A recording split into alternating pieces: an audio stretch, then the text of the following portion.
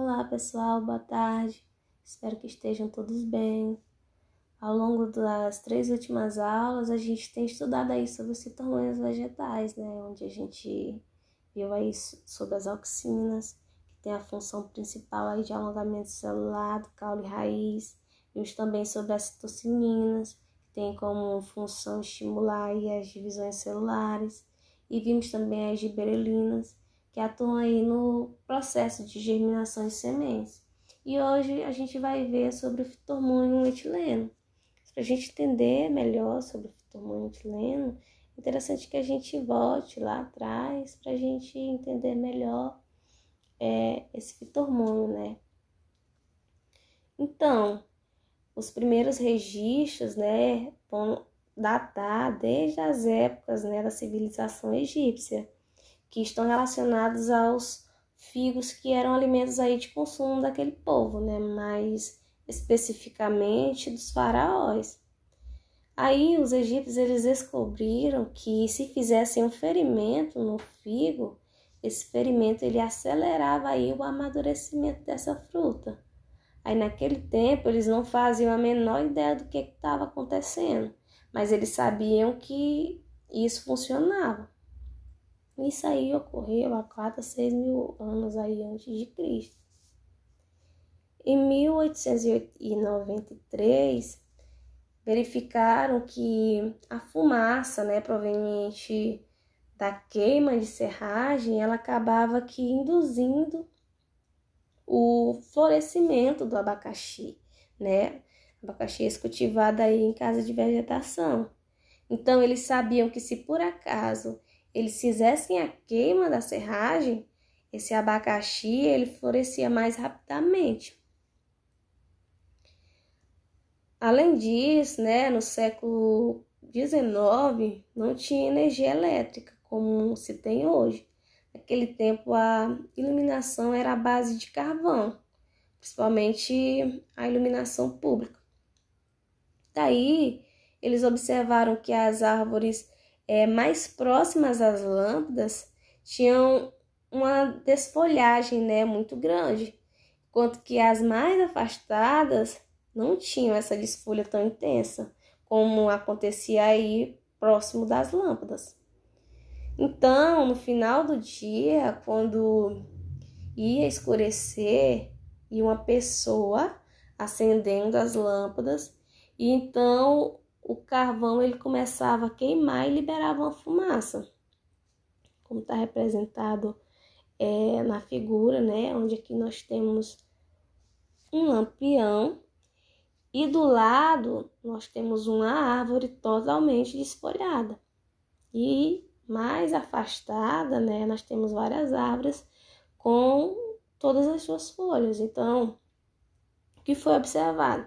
Que era uma coisa localizada ali próximo desses lampiões, só que não sabia de fato o que realmente era. Daí, em 1901, um russo estava estudando, né, germinação de plântulas de ervilha e ele queria saber como que o ambiente ele influenciava na germinação. Então, no primeiro caso, ele tinha um comportamento, né, como na foto do lado esquerdo. Então, ele viu um crescimento muito grande dessa região do hipocótilo, que também se alongava, e era uma coisa que ele já esperava. Porém, quando essas mesmas sementes, elas eram germinadas no escuro, mas eram colocadas na presença aí de gás carvão, elas apresentavam uma espécie de tríplice resposta, que era o encurvamento do hipocótilo, o engrossamento dele e essa curvatura que chamam aí de gancho pulmonar.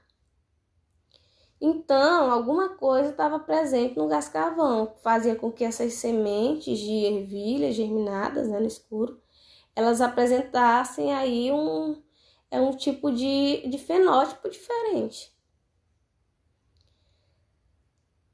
Até que em 1934, Gani e colaboradores, eles acabaram identificando que estava presente nesses gases, que era o etileno.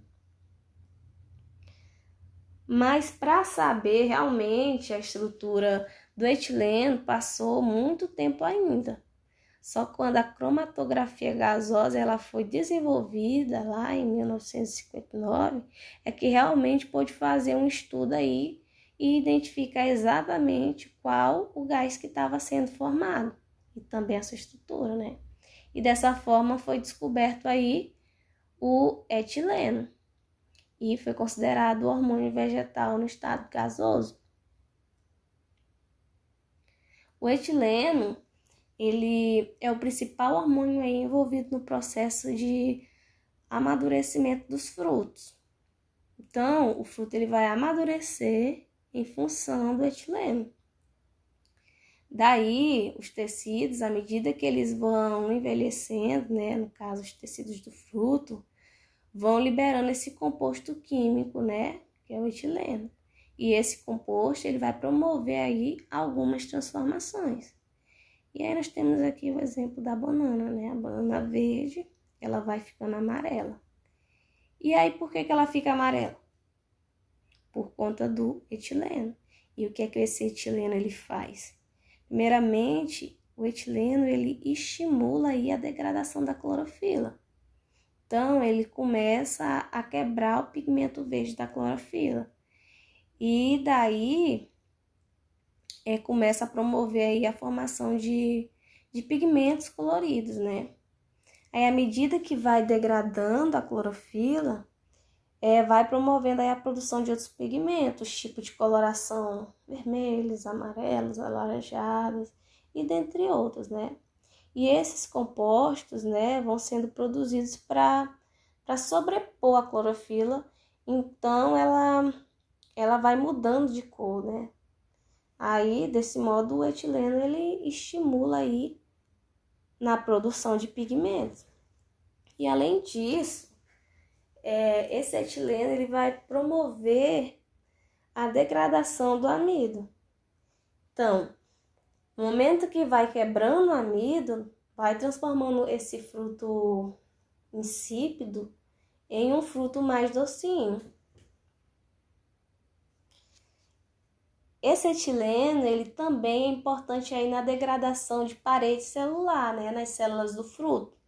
Então, à medida que vai degradando a celulose, né, da parede celular, o fruto ele vai se tornando mais, digamos assim, mais macio, né, promovendo aí o amolecimento dele. E ele também está envolvido aí no processo de envelhecimento das estruturas vegetais. Quando, por exemplo, uma planta está se preparando para o inverno, ela vai derrubar suas folhas. E o que é que envelhece aquelas folhas para que elas caiam? É o etileno.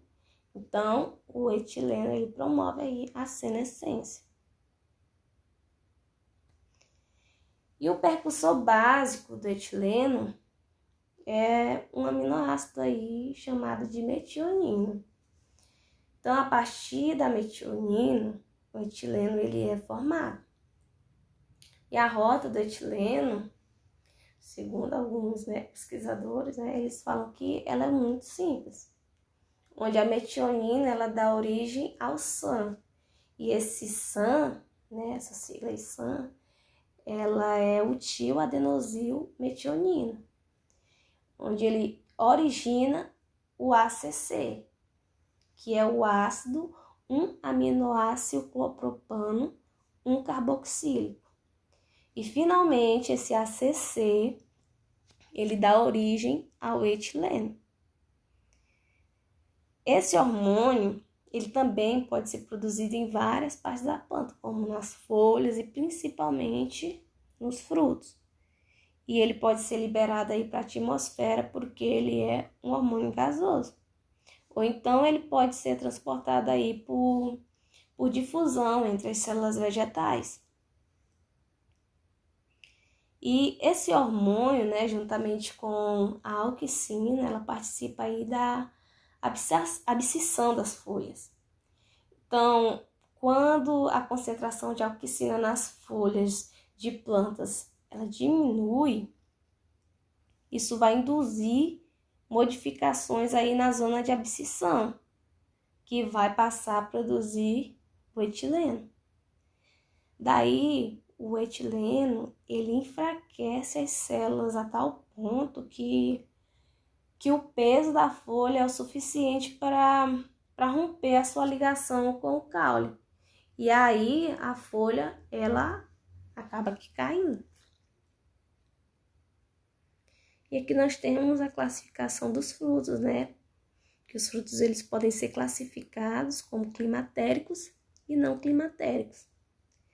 E os frutos climatéricos, eles são aqueles que continuam o processo de maturação, mesmo quando eles são retirados da planta. E temos os não climatéricos, que após a sua colheita, apenas sofrem alterações aí degradantes, se eles são colhidos aí verdes, né, por conta da baixa quantidade aí de etileno. Já os climatéricos, eles amadurecem devido à grande quantidade de etileno produzido aí pelo próprio fruto. Então, por isso que alguns frutos colhidos, os frutos colhidos verdes, eles amadurecem mais rápido quando colocamos ele dentro de um saco fechado ou enrolado aí num papel, né?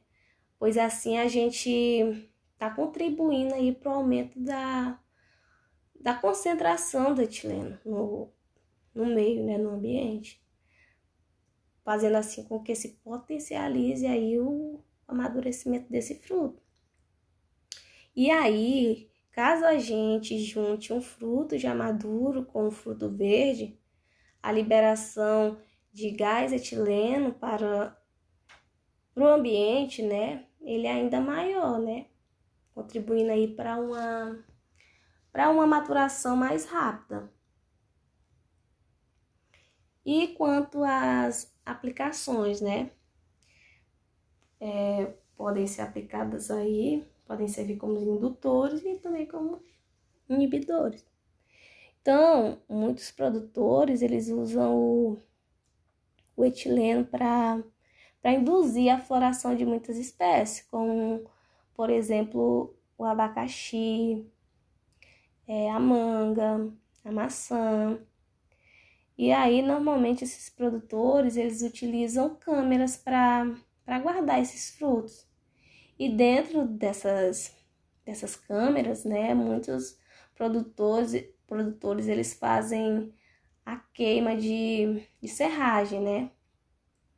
Aí, a queima desses compostos, eles acabam liberando etileno. E esse etileno, né, que foi produzido aí artificialmente, que vai ser utilizado aí para a indução das flores ou então o amadurecimento dos frutos. E além dessas câmeras, né, muitos produtores utilizam aí câmeras frias com baixas temperaturas. E aí nessas câmeras também há uma alta concentração aí de gás carbônico. Aí a baixa temperatura e alta concentração de gás carbônico inibe aí a produção de etileno e aí demora mais para o fruto amadurecer. E aqui nós temos interações com outros hormônios, né? O etileno fazendo interação com outros hormônios. Aí nós temos as auxinas que interagem aí com o etileno, né? Na parte da síntese de etileno. Citocininas que aumentam aí a síntese de etileno. As giberelinas que auxiliam aí, interagem no alongamento celular, na indução floral. E o ácido abscísico que aumenta a síntese de etileno. E essas são as nossas referências.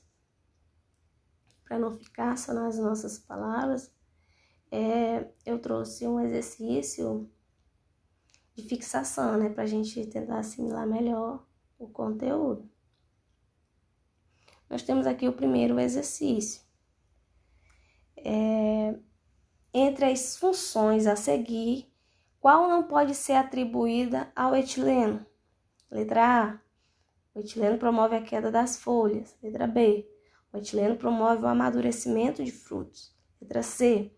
O etileno promove a abscisão de frutos. Letra D. O etileno promove a dominância apical. Qual seria a resposta para essa pergunta? Vamos para a próxima pergunta. Carros frigoríficos, eles são usados aí para transportar frutos a grandes distâncias, sem que eles amadureçam. Isso é possível pois a baixa temperatura, letra A, acelera o processo de respiração e aumenta a axina. Letra B, inibe a síntese do gás etileno e reduz a respiração. Letra C, aumenta a quantidade de ácidos e interrompe a fotossíntese. Letra D, inibe a decomposição de clorofila e aumenta a produção de etileno. Ou letra E, inibe a respiração e acelera a fotossíntese. Qual a resposta? Vamos para a próxima pergunta que eu separei. Essa daqui, para a gente fechar aí com 10. Frutas bem maduras e podres liberam um gás conhecido por letra A, ácido abscísico, letra B, etileno, letra C, ácido indolil acético, letra D, auxinas, letra E, ácido giberélico. Qual a resposta dessa pergunta? Essas foram as 3 perguntas que separei para vocês. E no final, eu quero ouvir a resposta de cada um. Desde já, essa foi a nossa apresentação, né, sobre o fito-hormônio etileno. Eu espero que vocês tenham gostado. E qualquer dúvida, eu fico à disposição. Desde já, muito obrigada.